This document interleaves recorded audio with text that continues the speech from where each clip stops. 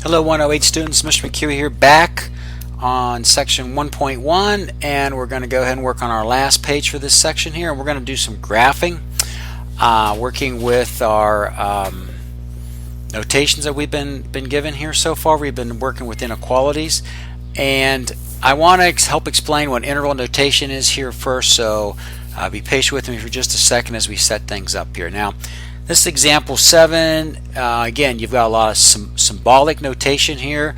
The brackets are telling you that you're going to go ahead and find all of x such that x meets a condition that is less than 4. Okay, now, to help everybody out here, the best way to do this is to remember back in the old days. Let me try to graph a number line. You would have 0, I would find a positive 4, and perhaps a negative 4, and I would graph this inequality, all values of x that are less than 4. So you would find a 4, and we used to use the open circle to represent up to 4 but not including it. So hopefully you remember doing those. Now, less than tells you which way the alligator's going. Remember, I forgot to do this before here. If you got an symbol, some of you might have remembered the alligator and the open mouth was big. I like to go back to Pac-Man days there, and he's always chomping. If you remember, he's always going after the ghost. So Miss Pac-Man's always chomping away. The open end eating, and the small end is inside. Okay, now with that said, the old ways of graphing would have been find a 4, put an open circle, come up, and then draw your arrow going to the less than sign, all values that meet that. And hopefully that brings back memories here a little bit. Now that's how we used to graph them, but now with this notation, they don't want you to use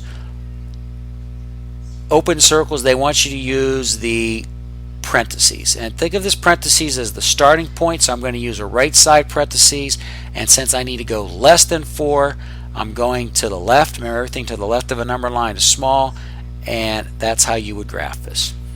Okay, please do the graphing first. My math lab's not going to ask you that. They're going to ask you for interval notation, but on your homework, do the graphing first, because once you have graphed it, you've got the visual representation of how you're going to satisfy the question for what the interval notation. Now here's the secret. The interval notation is nothing more than listing the smallest number that's on the graph, put a comma. That's the first number represents the smallest number that you got. The second number represents the largest. So it's the smallest and then the largest. Okay, that's all you're going to do. Now, based on your graph, now infinity goes on forever and ever, so you pick the parentheses because you can never achieve it, and you're going towards negative infinity. Okay, you got that? Now you put your comma, that's the smallest one. Now what's the largest number that you've got on your graph? You come up to 4, but do we include the 4? The answer was no, because it's just a less than. You get to give your open circle days, and therefore you're going to put your right parentheses. Okay, I'll do a couple more of these, but that interval notation is designed to tell you what is the smallest value that satisfies that condition and what's the largest. So everything in between is satisfied. Okay, so hopefully we're getting the hang of it here. Let's look at example 8. Again, practice reading these to yourself. All of x such that x meets the following condition. X is greater than, what numbers are greater than or equal to negative 4? Okay, now I'm going to go back and do the graphing one more time in the old school way. And here's negative 4. Don't forget the arrows are going forever. Start with a 0. Here's a positive 4.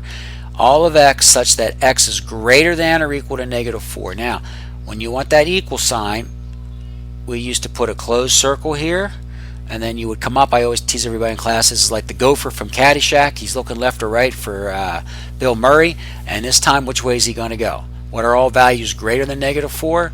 Take it to the right. You can't see my thumb, but that's where I'm pointing to as if you're going hitchhiking, and there you go. Now that's the old way of graphing. The new way now is you don't put a circle. You're going to put a bracket, and I think of those brackets with that angle in there. That means it includes the number, and you take a left-hand bracket because you want everything that's your starting point, and you're going everything to the right because it's greater than. Okay, make sure you do this as step 1 like I said before.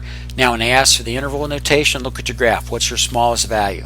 Negative 4. Do you include it? Yes, because you put the bracket, and it was told you an inequality, greater than or equal to negative 4. Comma separates the smallest to the largest, and you're going towards infinity. You do not have to put a positive on there, but you can never achieve it, so you put the parentheses. Okay, you guys are probably getting a hang of it now here. Turn around here. Let's do one last example. Number 9. All of x such that, check this out, x is between 3 and 10. X is greater than 3 and x is less than or equal to 10. Okay, so let's try graphing these things here. I've got my number line. Here's 0. I'm going to find 3. I'm going to find 10. And then I'm going to ask myself, cover this up and read this. You can't cover up the right hand side. Oh, you can't see my hand, sorry. It says 3 is greater than or x. Reverse that around, read it from right to left. It says all of x greater than 3. Where's that at? Here's 3. Greater than means you're going this way. We're putting the parentheses because we're not including it. And finally, look at this guy, x greater than or equal to 10. So you find 10 and, excuse me, x is less than, I said greater than, apologize. X is less than or greater than 10. So you got all the values that are going the other direction.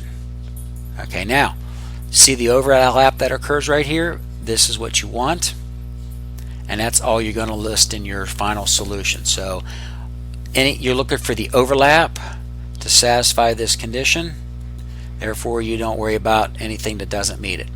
And so there's your parentheses, there's your bracket because of the less than and less than or equal to. Finally, interval notation, just look at your graph. What's your smallest value? 3. Do you include it? No. So therefore you put the parentheses. Finally, the largest value is 10. Do you include it? Yes, because it's less than or equal to. Okay, you got it.